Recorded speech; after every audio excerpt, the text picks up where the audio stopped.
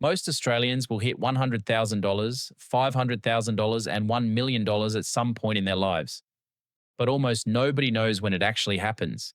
And the gap between when you think you'll get there and when the data says you will is massive. That gap is where most people lose years of wealth building without even realizing it. Today, we're going to break down the exact ages when the average Australian reaches each of those three milestones. The real numbers might surprise you, they might frustrate you, but more importantly, they'll show you precisely where you stand and what you can do to get ahead of the curve. Let's start with the baseline. According to the latest ABS data analysed by KPMG for the 2024 to 25 financial year, the average Australian household net worth now sits at $1.56 million. Sounds impressive, right? But here's the catch. That's a household average, not individual. And it's the mean, not the median. A handful of ultra-wealthy families drag that number up. The median tells a very different story. In fact, KPMG's latest analysis shows median household wealth has barely moved in 5 years, sitting at around $700,000, while average wealth surged 23.6% in real terms over the same period. And the difference between average and median matters more than most people realize. If 9 people have $100,000 and one person has $10 million, the average is over $1 million. But the median, the middle person, still has $100,000. That's closer to reality for most Australians. When you look at median individual net worth by age, the picture gets real. Australians aged 25 to 29 have a median net worth of around $58,000. By 30 to 34, it climbs to roughly $135,000. By 35 to 39, it reaches about $250,000. And by 40 to 44, it's around $380,000. So when does the typical Australian actually cross the $100,000 mark? Based on the latest median figures, it happens somewhere in the late 20s to very early 30s. For most people, that first $100,000 arrives right around age 29 or 30. And honestly, that's later than most finance influencers want you to believe. Here's why this milestone matters so much. There's a reason experienced investors say the first $100,000 is the hardest, and the math proves it.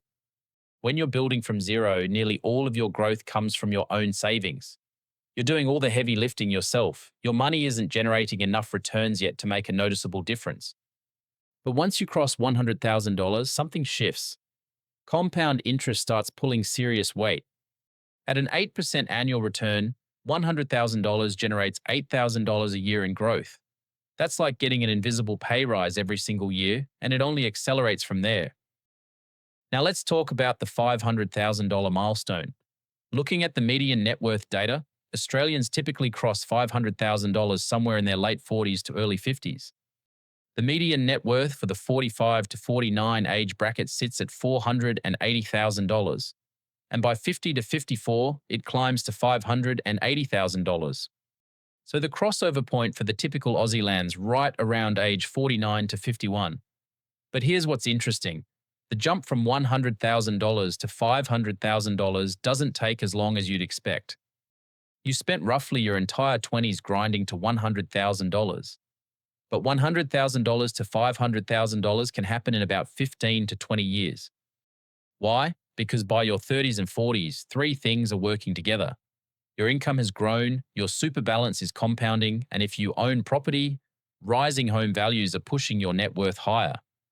The latest KPMG data shows the number of households with wealth between $900,000 and $1.6 million is growing at 3.4% a year, well above the overall household growth rate of 2.1%, largely driven by property owners who benefited from the pandemic-era asset boom.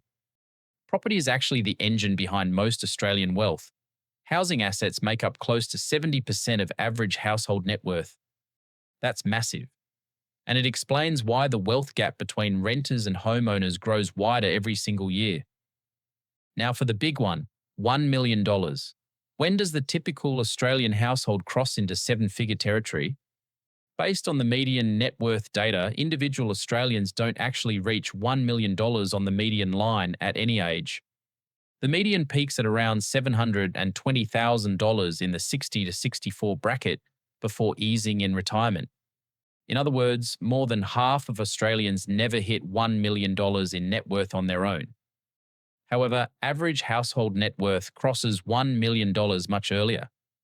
According to KPMG's latest modelling, households with net worth of $1.6 million or more now make up 22% of all households, up from just 15% a decade ago. And wealth peaks between ages 55 and 64, where average household net worth climbs to around $2.5 million. But averages can be misleading. The reality is that super balances tell a sobering story. Based on the latest ATO data from the 2023 to 24 financial year, the average super balance for men aged 60 to 64 is about $413,700, and for women it's roughly $327,440. So for many Australians, reaching $1 million in net worth depends almost entirely on property. Without a home, that milestone can feel nearly impossible. And here's another gap that doesn't get talked about enough. Women in Australia retire with significantly less super than men at every single age bracket. A woman aged 60 to 64 has on average about $86,300 less in super than a man the same age, a gap of around 26%.